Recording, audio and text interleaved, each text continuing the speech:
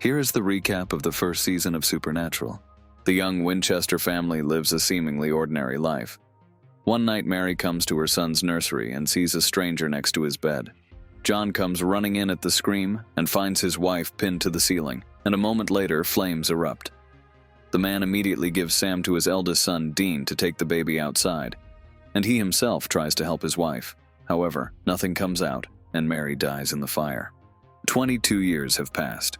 Sam grew up, went to college, made friends and lives with his girlfriend Jessica. He does not tell his family about his academic success, because with his father and brother they are not close. Then one night Dean sneaks into the house. He says that their father is missing, and now he needs help in finding him. At first Sam refuses, but having learned that he did not return from the hunt, decides to listen to his brother. Dean tells of a series of mysterious disappearances of men on the highway. John takes up the case, but it's been 3 weeks and he still hasn't returned. Sam agrees to help, but warns that after the weekend, he will return to his usual life. The brothers find themselves in a small town where they learn about a local legend, the so-called Woman in White. Pretending to be federal agents, the main characters investigate the case and find out the details. It turns out that her husband cheated on Constance and, having learned about it, she drowned her children, and when she realized what she had done, she killed herself. Since then, her ghost has been wandering the highway, luring unfaithful men and killing them. Soon, Sam meets Constance. She keeps saying she can't get home, but he drives a car into the ruins, thus bringing her to the right place. Here, she reunites with the spirits of her children, and a moment later disappears with them. The case is solved, but the brothers have not found their father. Dean offers to continue the search, but Sam still wants to return to normal life, rather than exterminate evil. Returning from the hunt, the guy finds Jessica dead. Everything happened exactly the same as 22 years ago. Someone killed her and chained her to the ceiling. Realizing that now there is no other way out, the guy joins his brother and goes in search of John. Sam is having nightmares with Jessica. The only thing he wants now is to get the answers that only his father can give, but he has yet to be found. The brothers follow a tip and end up in a small town. Sam doesn't understand why his father left the coordinates of this particular place, since there is nothing but woods in the area. It turns out that a group of tourists disappeared here. Haley, the sister of one of them, decides to find Tommy on her own, since the authorities can't help.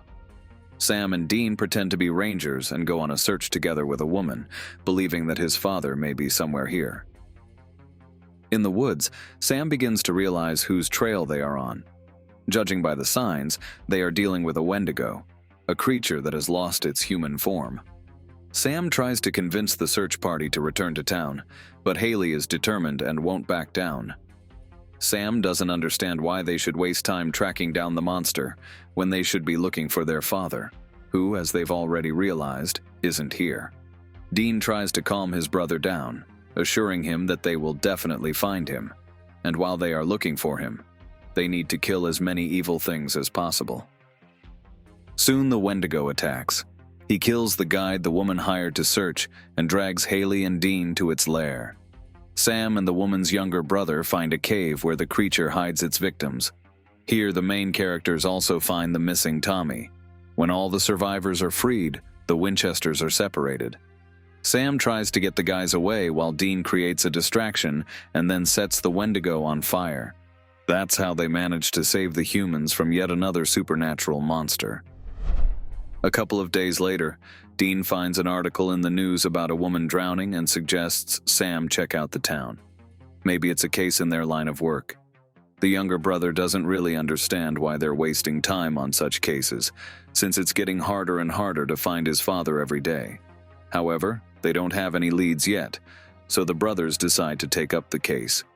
It turns out that recently there have been 2 similar cases. However, the bodies of the drowned have not been found.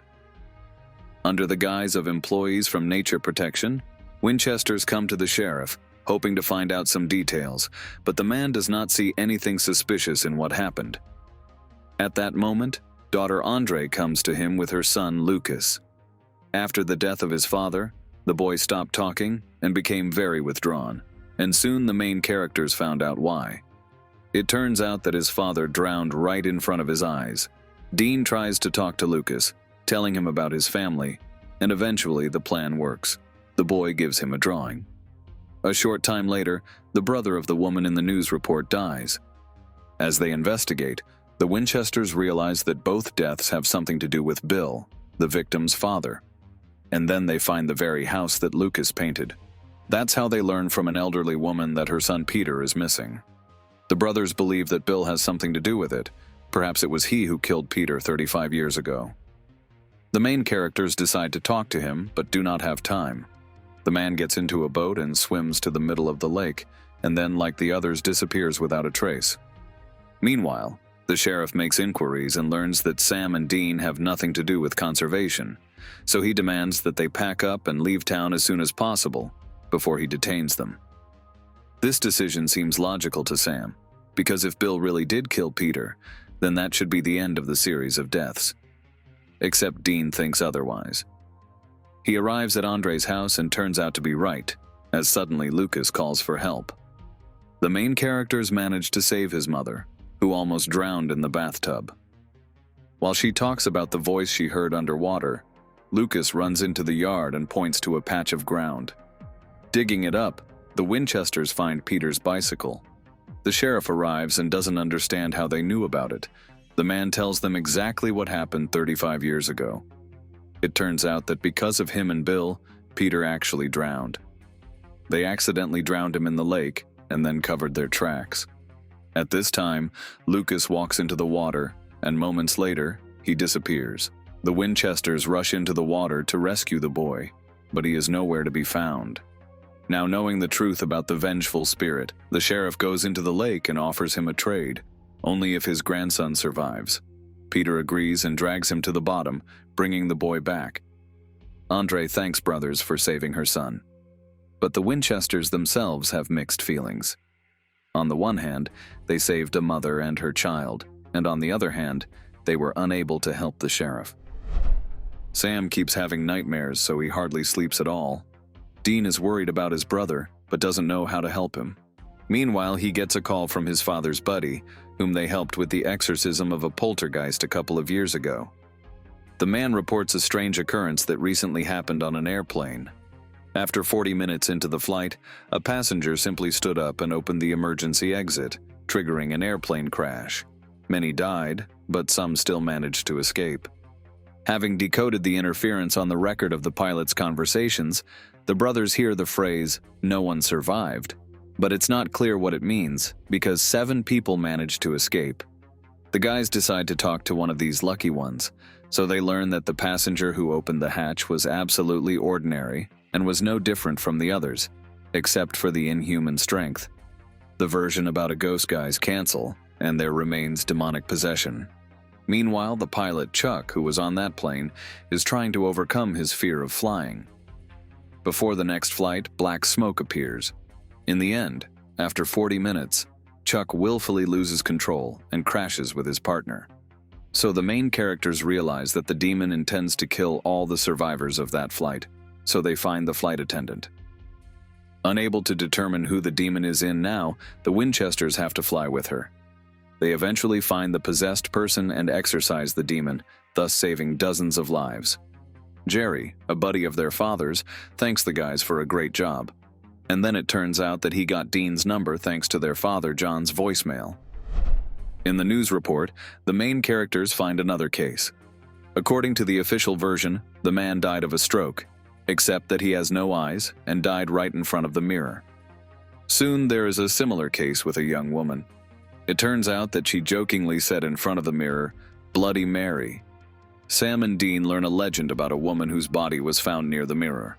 It is believed that her spirit is trapped and can move through mirrors in search of whoever caused someone's death. The brothers decide to find the mirror, summon her, and then break it. Sam is sure that she will come to his call, but he doesn't tell Dean why he thinks so. And so the main characters find the mirror, but things get out of hand. Mary almost kills Sam, but Dean saves his brother. They end up forcing her to look at herself in the mirror. So she self-destructs due to her own guilt over the dozens of deaths. When it's over, Sam tells Dean about his dreams. It turns out that shortly before the death of his girlfriend Jessica, he had nightmares of her dying, but ignored them. So now he feels guilty for her death. The search for their father is not progressing, and in the meantime, a new case comes up. Sam gets a letter from his friend Becky telling him about Zach. The guy is accused of the brutal murder of his girlfriend. Only for this, he had to be in 2 places at the same time. The brothers decide to take the case. Sam lies about Dean being a cop so Becky won't ask too many questions and gives them access to the information the police have. The woman takes the guys to the house where everything happened. Except that here they find neither traces of possession in the form of sulfur, nor evidence that it was a ghost. Meanwhile, a similar incident occurs nearby. A man ties his lover to a chair and kills her. The Winchesters find bloody footprints in the street and decide to check the sewers, where they discover human skin. This is how they realize that they are dealing with a shapeshifter who is attacking the main characters. The brothers have to split up, but they still miss him. When they meet, Sam begins to guess that Dean is not his brother at all, and turns out to be right. Only now the Winchesters are tied up in the basement while a shapeshifter with Dean's appearance goes to Becky and nearly kills her. That's when the police show up, but he manages to sneak away. Now everyone is convinced that Dean is behind the double murder and the attempt to commit a third one. When the main characters do manage to get on the trail of the shapeshifter, the real Dean kills his double with a silver bullet. Sam says goodbye to Becky and continues on the road with his brother in search of their father. The Winchesters take on another case. Under the guise of students, they come to the dormitory and ask about the death of the guy from the newspaper. That's how they find out about Lori, the Reverend's daughter who survived the attack. From her words, they were attacked by an unseen assassin who killed and hung the guy upside down. The Winchesters find the legend of Mr. Hook, who was executed for brutal murders centuries ago. While the main characters are trying to understand on what principle he chooses his victims, another murder occurs. This time, Lori's friend dies. At the same time, a message is written on the wall, and a cross is drawn. The Winchesters realize that Hook has something to do with the church, and believe that he feeds on the repressed emotions of the Reverend, so he kills everyone who could corrupt his daughter. At first, the version seems to work, but when Hook attacks the Reverend himself, the guys realize they miscalculated somewhere. The ghost has appeared even though Dean found and burned his skeleton. Now they have to find out where his hook went after the execution, because in fact it is something similar to the remains. From archival records, it turns out that it was donated to the church and then melted down. While Sam and Dean are looking for all the silver objects, Lori comes to the church. She has guessed that all these tragedies have something to do with her, so she is remorseful and doesn't know what to do to make it stop. At that moment, Sam notices a silver pendant in the form of a cross and throws it into the fire, and a moment later, Hook disappears. It turns out that the cross was the reason he was here, feeding off Lori's emotions. Dean sees that Sam feels sympathy for the woman, and hoping that his brother is about to recover from Jessica's death, offers to stay in town for a while, but Sam refuses. The brothers find another strange case. A gas man at a construction site fell into a hole and died. Talking to his workmate does not bring much clarity, so the Winchesters decide to pretend to be buyers and come to the developers. Here they meet Larry, his son Matt, and the realtor, who soon tragically dies in the shower. Having examined the scene, the main characters believe that the cause of everything was insects, and immediately remember Matt, who at the barbecue tried to scare Linda with a spider. They find the guy, except that he had nothing to do with it. On the contrary, he helps them understand what the matter is, telling them about the strange activity of insects, which seem to aspire to one place. Here in a meadow, Dean finds human remains. It turns out that in Oasis Plains is a whole burial ground of Native Americans. According to local legend, several hundred years ago, the newcomers wanted to free the land and relocate the Native Americans, but they were not going to leave. Then for several days they killed and raped people, and on the 6th day the chief prayed to the gods and cursed the land, saying, "Let all white people who will ever come to this land know the horror and pain that his tribe had to go through." Realizing that there's not much time left, Dean and Sam try to warn Matt, but his father doesn't listen to him. The Winchesters arrive at their house and still convince them to barricade themselves, because a whole swarm of insects is flying at them. The family manages to wait out the wave of attack, and at dawn, the insects disappear. Larry promises to shut down the construction site and leave the cursed land. Matt and Larry remind Sam of his relationship with his father. Now he wants to find him even more, and apologize for the words he said the last time they met. Sam has a strange dream, in which a woman has taken up residence in their old house and is knocking on the window, begging for help. Fearing that this dream is a prophetic one, like the one with Jessica, which he ignored, Sam convinces Dean to go back to Lawrence and check everything out. And then the door is opened by the woman from the nightmare. It turns out that Jenny has recently arrived here with the kids to start over. She tells of creaks and flickering lights. The main characters realize that there's something amiss and decide to stick around to figure out what's going on. While Sam searches for answers, Dean calls his father and once again gets a voicemail. He is confused and doesn't know if what is happening is related to his mother's death or just a coincidence, but he asks for help. From an old friend of their father, the main characters learn that after Mary's death, John went to a fortune teller named Missouri. That's where they go. But only to help in the search for his father she cannot, but to save the new tenants of the house agrees. In the end, the trio manages to exorcise the evil spirit, and it seems everything is over. But Sam does not leave disturbing thoughts. After a while, it turns out that he was right, because he sees Jenny in the window, as in his dream. He immediately rushes to help, and the poltergeist attacks him. If it weren't for the flame-blazing silhouette, Sam would be dead. Dean shows up and intends to kill the spirit, but it turns out to be Mary's ghost. She finds a poltergeist and the ghosts destroy each other. Soon, Missouri is back home. Except it turns out John has been in Lawrence the whole time. When logically asked why he's avoiding his sons, John replies that it's not time yet, because he hasn't had time to learn the truth. The search for their father is unsuccessful, and Sam suggests turning to the FBI, but Dean is against it. Soon the brothers receive an anonymous message with coordinates and realize that it is John who gives them a tip on another case. So the main characters find themselves in a mental institution where several decades ago the patients staged a riot. Many people died, and the bodies of some of them were never found. At night, the Winchesters decide to search the abandoned building and stumble upon a couple of thrill seekers. They see ghosts, but that's not what's strange. The spirits don't attack, but as if trying to say something. So the brothers learn about the office of Dr. Ellicott, who conducted experiments on patients. Here they find his remains and burn them, thus freeing the hospital from the evil spirit. The next morning, a phone call from John rings. The main characters are glad that the father is alive.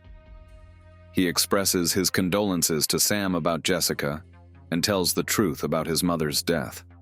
It turns out she was killed by a demon, but he can't tell more than that, because demons are everywhere, and most likely this call is bugged too. Sam doesn't understand why his father won't let them join in and help find the killer. And Dean agrees to blindly follow his father's orders and take on a new mission. On the road, the brothers fight. Sam wants to find his father and get answers, and Dean does not intend to disobey John's will, so here their paths are separated. Soon the older brother finds the reason for the disappearance of couples in the neighborhood. It turns out that it's all about the divinity, to which the locals make sacrifices for peace and harvest. Dean manages to disrupt another hunt, which makes him the next victim. Together with a local woman, he is tied up in a garden by the townspeople and waits for the divinity to take the offering. Meanwhile, Sam meets Meg and pours his heart out to her about his complicated relationship with his brother. He plans to go with her, but at the last moment, when Dean doesn't answer the phone, he decides to return. If it weren't for his help, Dean would surely be dead. So the Winchesters are reunited again and set off on their onward journey. Meanwhile, Meg gets into a car with a stranger and is about to call someone, except she doesn't need a phone for that. She needs blood, because she is a demon. During another hunt, Dean is electrocuted. Sam takes him to the hospital and learns that his brother has not long to live because his heart is damaged, and there is no chance to save him. Not knowing what to do, the main character leaves his father a message, but John never gets in touch. Sam finds Roy, a healer who can save even a terminally ill person. Dean does not really believe in such magic, but still comes to his performance. To the surprise of all those gathered, it is Dean who is chosen by Roy. He touches Dean and heals him, and after a while it turns out that some athlete died of a heart attack. This seems strange to the brothers, and they begin to investigate. It turns out that Roy doesn't have any gift. He somehow manages to control death itself, which exchanges lives. At first, the Winchesters think that Roy is doing all this, but soon it becomes obvious that it's not him, but his wife. Sam finds the altar and destroys it, thus taking away the woman's control. Eventually, death comes after her and kills her. Dean doubts the rightness of their action, because if Roy had not chosen him, someone else could have survived. And yet Sam reminds his brother of his own words that no man can replace God and decide who lives and who dies. A few days later, Dean is contacted by his ex-girlfriend Cassie and asks for help. The thing is that her father died under rather strange circumstances, and she is sure that it's all in their profile. It turns out that this is not the first death in the town. Everything looks as if someone is killing dark-skinned people on the highway, and there's nothing supernatural about it, but local legend makes adjustments. It turns out that years ago a certain Cyrus went missing. He was the one with the pickup truck that many of the victims saw before they died. No one knows where he disappeared to, or if he's alive, and meanwhile people keep dying. When Cassie sees the ghost car herself, her mother decides to tell the truth. She had dated Cyrus in the past, and then decided to leave him and be with Martin. The man got angry and followed them everywhere. When he found out they were planning a wedding in a church, he set fire to it. He didn't know that the newlyweds changed their plans at the last moment, and it turned out that he killed the children's choir. He soon found Martin. A fight ensued, resulting in Cyrus's death. Cassie's father's friends helped cover their tracks and drowned Cyrus's body along with the truck in the local swamp. The Winchesters retrieve the remains and try to burn them, but it doesn't work. Cyrus begins to stalk Dean. Sam gives his brother the coordinates, hoping it will help get rid of the vengeful spirit. The plan works, and having reached a certain place, the ghost disappears. It turns out that this is where the church he set on fire stood. It became a sacred place that destroyed the evil forces. Now that Cassie's family is no longer threatened, the brothers set off on their journey. Although Dean has made peace with her, he realizes that because of the specifics of their work, starting a family is a big risk he can't take. Sam has a dream in which a man is choking on smoke in a car. He notices everything, including license plates and other details. Believing the dream to be prophetic, Sam picks up his brother and they hit the road, but they are late and the man dies. Sam is convinced that everything that is happening means something, so he tries his best to figure out what it is. Meanwhile, a relative of the first victim dies. From neighbors, the brothers learn about Martin, the son of the victim, who was abused by both his father and uncle. Sam has another vision involving Martin, in which the guy kills his stepmother Alice. It turns out that it was he who killed his father and uncle to avenge all the suffering he had to endure. But that's not the weirdest part. Turns out he has the same history as Sam. His mother died in a fire in his nursery when he was 6 months old, and a few months ago he developed supernatural abilities. Sam tries to talk him out of another murder, but it doesn't work, and the guy shoots himself in the head. Back at the motel, Sam tells Dean how he managed to get out of the closet in which he was locked. It turns out that in addition to the gift of foresight, he has the ability to telekinesis. All this together frightens Sam, because he fears that he may become like Martin. Dean tries not to show his worries and assures that together they will be able to cope with everything. The Winchesters find out about a series of mysterious disappearances and decide to investigate. However, they do not have time to learn the details of the incident, because Sam disappears right from the parking lot. Dean turns for help to the local sheriff, whose brother has also disappeared without a trace. Kathleen runs Dean through and learns that his badge is fake, and he himself is wanted for murder and faking his own death. She hesitates between turning him into the authorities and, with his help, finding the kidnappers after all. So the main characters find themselves in a faraway farm, where a strange family lives. If it were not for Dean, the woman would most likely have died. But there's nothing supernatural here. They're just cannibals. When the killers are dealt with, Kathleen finds her brother's car next to the house and realizes that he really died. Despite everything, the sheriff lets the Winchesters go, thanking them for their help. The brothers take on a new case. A woman dies under mysterious circumstances in her home, and an ancient symbol is drawn on the floor from drops of blood. So the Winchesters find out what they're dealing with. It turns out that a demon of darkness is behind the murder, and someone has summoned it. Meanwhile, Sam meets Meg in the bar, and it seems strange to him, because she couldn't be here by accident. The guy decides to follow her to the warehouse, where she has set up an altar and is waiting for someone to come.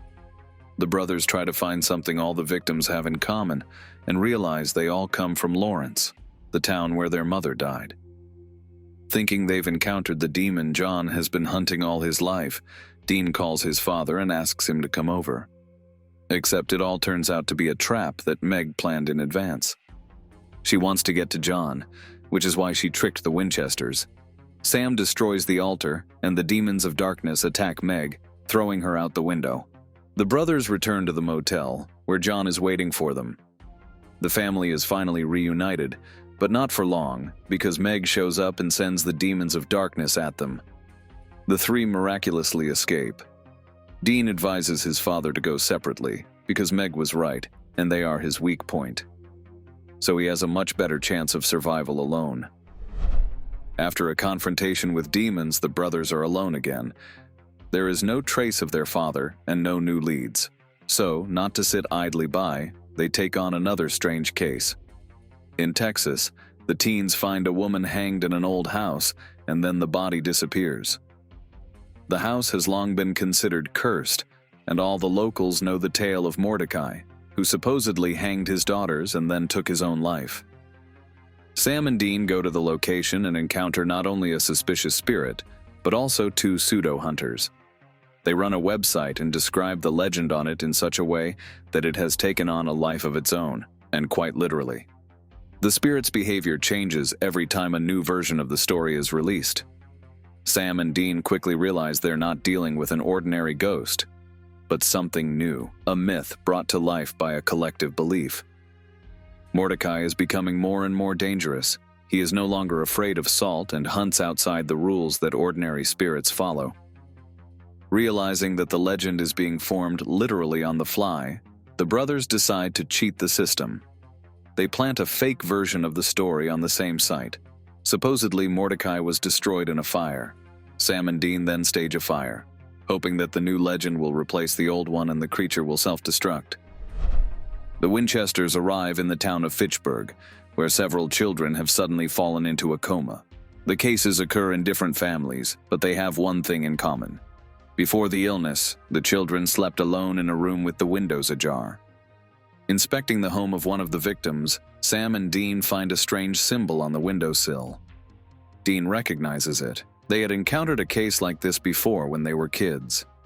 Back then, their father was hunting the same creature, but missed it because of Dean's misstep. That day, Sam almost died, and since then, Dean feels guilt, because if he had not disobeyed his father then, dozens of children would not have been hurt. The brothers discover that behind the attacks is an ancient Striga witch who feeds on the children's life energy. She can take on human form and only becomes vulnerable at the moment of feeding. Sam and Dean find a new potential child victim, whose younger brother has already been affected. The brothers tell the boy the truth and convince him to help. The Striga arrives at night and everything goes according to plan. Dean, at the right moment, manages to shoot, and the creature dies, after which all the children return to normal. After a tough witch hunt and a brief respite, the brothers find a case again. This time it's strange deaths in New York City. A young couple is found dead in a house, and the doors are locked from the inside. The Winchesters take up the investigation and find out that shortly before the death, the couple purchased an antique painting at an auction. It is a family portrait from the early 20th century, behind which there is a chain of deaths. The brothers visit the auction house and get acquainted with Sarah, the daughter of the owner. Sam becomes close to her, despite being depressed after Jessica's death. Thanks to the woman, the Winchesters gain access to documents and discover that the portrait belonged to the merchant family. According to historical accounts, the father killed his wife and his children. An attempt to destroy the painting fails as it is rebuilt. Then Sam and Dean burn the remains of the alleged murderer, Isaiah, but this also has no effect. It turns out that the source of evil is not him at all, but his adopted daughter, who actually killed the family. Her spirit is tied to the doll in the painting. The brothers find the toy in the family crypt and burn it, thus ending the massacre of the owners of the painting. Sam says goodbye to Sarah and leaves. He realizes that he is not yet ready for the normal life he keeps telling his brother about. The Winchesters learn of the mysterious death of Hunter Elkins, whose name appears in their father's journal. When they arrive, they discover that Elkins was killed by vampires and that his house is furnished with protective symbols, including a circle of salt. Inside, they find an empty gun box and a note with the initials JW, indicating John Winchester. John himself soon appears, explaining that Elkins had kept an ancient revolver in his possession, a Colt made in 1835. According to legend, this revolver can kill anything, including the very demon responsible for Mary and Jessica's deaths. Now that the vampires have the gun, it must be recovered at any cost. John develops a plan. Use the dead man's blood, which acts like poison on the vampires, to capture one of them named Kate and trade her for the Colt. He sends Dean to get the blood, and himself, along with Sam, prepares for the operation. However, things don't go according to plan and John is taken hostage. At this time, Sam and Dean, not waiting for the signal, disobey orders and come to their father's aid. In the chaos, John pulls out a Colt and the bullet kills the vampire. This becomes the first confirmed case where the Colt legend turns out to be true. After the events with Colt and the vampires, the Winchester family finally unites. John, Dean, and Sam are working together for the first time in a long time. They now have a weapon that can kill a demon, and that changes everything. They get the coordinates of a new incident where the demon that killed Mary and Jessica may be about to show up. That's how the family ends up in Iowa, and things are shaping up to be familiar. A young mother with an infant lives in the house. Lately, she's been feeling a strange presence, hearing noises, and the appliances are going crazy. Sam starts having prophetic dreams in which a demon comes to this house and kills the woman. While the brothers are lining up a plan, John gets a call from Meg. She informs him that she has hostages, John's friends, and if he doesn't hand over the Colt, they will be killed. The man realizes that the demon is luring him out on purpose, but he has no intention of giving up. Instead, John agrees with his sons that the Colt will stay with them, and he will give Meg the fake. That way they can buy some time. Sam finds the house from his dream. Together with Dean, they set up an ambush, but things don't go according to plan. When Sam dreams that the mother is already in danger, he doesn't hesitate to rush inside. The Winchesters try to stop Demon, but it's too late. Mother dies just as Mary and Jessica once did, and Demon slips away. Meanwhile, John meets up with Meg. He gives her the fake Colt, but he fails to escape and gets caught. Turns out it was all a trap. Now his father is missing. The Colt is left with Sam and Dean, but they don't know where to look for John. And most importantly, the demon is still on the loose. After realizing their father is in trouble, Sam and Dean decide to take action. The only person they have left to turn to is Bobby Singer, an old family friend and a hunter with experience. He is the one who tells the brothers about the pentagram trap, a symbol that can keep a demon inside a room or body. Bobby already has a protective circle at home, and he helps them lay out a plan. However, before they can set out to rescue their father, Meg shows up. She attacks, but the Winchesters are ready for it. They lure her into a trap, lock her in the circle, and perform an exorcism session. In the process of exorcism, it becomes clear Meg's body was a normal woman all this time, and now that the demon has left her, she dies of her wounds. Before she dies, she manages to give the main characters a tip on where to find their father. The Winchesters break into the warehouse where John is being held. They disarm the demonic guards with holy water and traps, but realize at the moment of release that something is going wrong here. John is too calm. Once alone with the guns, the brothers realize that Azazel, the yellow-eyed demon who killed Mary and Jessica, has taken over their father's body.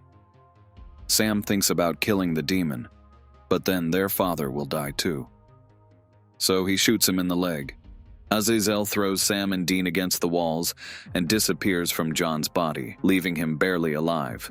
Now the Winchesters are driving along the night road when suddenly a truck crashes into the Impala, driven by a demon-possessed man. This is the end of the first season. Don't forget to subscribe to the channel and click the like button. Thanks for watching. Goodbye.